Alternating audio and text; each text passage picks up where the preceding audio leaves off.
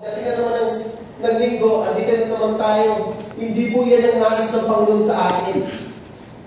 Of course, kailangan po natin magtrabaho para mabuhay. Pero tandaan niyo po, at huwag po natin kalimutan, meron po tayong mission para dito. Kung wala ka ng mission, kukuhanin ka na ni Lord. Sinabi po ni Apostle Paul, for to me, to live is Christ, and to die is gain. Kung bakit tayo nabubuhay para sa Diyos. At kung tayo mamatay ay pakinabang. Pero kung tayo nabubuhay ang relax lang, hindi yan yung nais ng Panginoon. Petics. May mission po tayo na huwag po natin kalimutan. Tandaan nyo, kung hindi po natin sinunod ito, may pagkukulang tayo sa Panginoon. Ano sabi sa mission natin sa Matthew chapter 28? Go ye therefore. Matthew chapter 28, 18.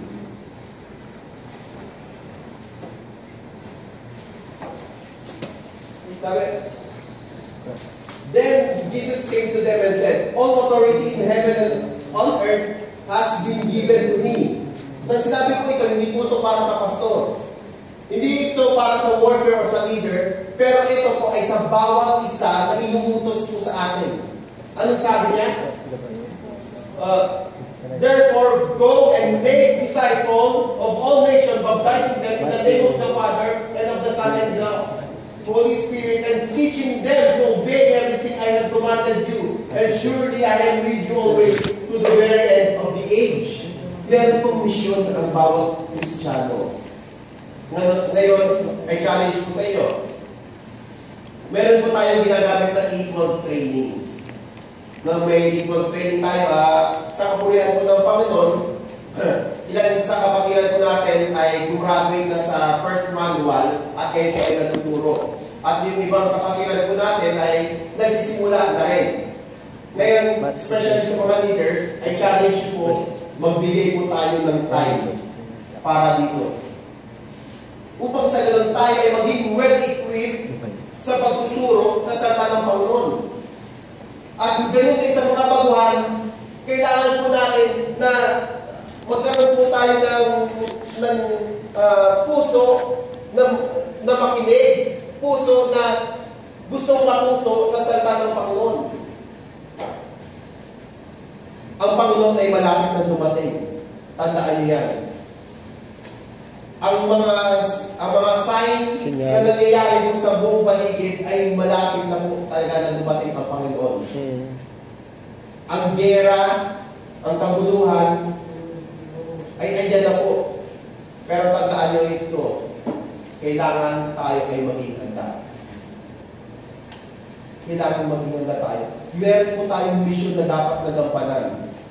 Kung hindi po natin ito ginagampanan, tayo po ay merong pagkukulang sa Panginoon. At tayo po ngayon ay susunod ngayon sa ating pangalawang puntos. Ang kasalanan ni Haring Saul. Okay, ulitin ko, ang buhay ni Haring Saul na makikita po natin bilang sa Kristiyano, unang-una, hamak, hinirang, at saka may misyon. Nang nakita na ito, ano bang meron si Haring Saul kung bakit siya nireject ng ating Panginoon? Ano bang ginawa niya?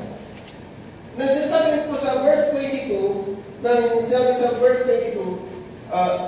to obey is better than sacrifice. Of course, kitang-kita na may pagkukulang si Haring Saul patungkol po sa pagsuway. No, tingnan po natin sa verse 19. Ano ba unang kasalanan ni Haring Saul? Sa verse 19, sinasabi dito, why did you not obey the Lord?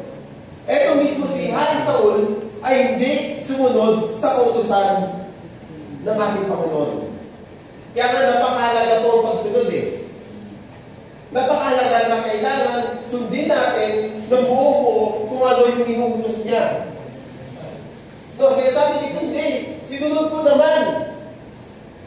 Sinunod ko naman Pero anong sabi sa verse 19? Hindi mo sinunod. Anong sabi? Tingnan niyo po ang bigyan naman natin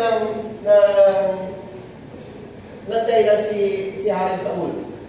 Saul answered, the soldier brought them from the Amalekites, They spared the best of the sheep and cattle to sacrifice to the Lord your God. But we, tingnan niyo po sabi ni Haring Saul, but we totally destroyed the rest.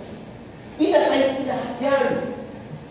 Sabi ni Haring Saul. Pero, sabi niya, yung hari ng Gilgal, yung hari niyan, ay, syempre, pinatawag kung hindi ko pinatay. At saka yung mga matatabang mga tupa, mga cattle, pinayaan natin yan. Sabi dito, hindi pa rin sumunod.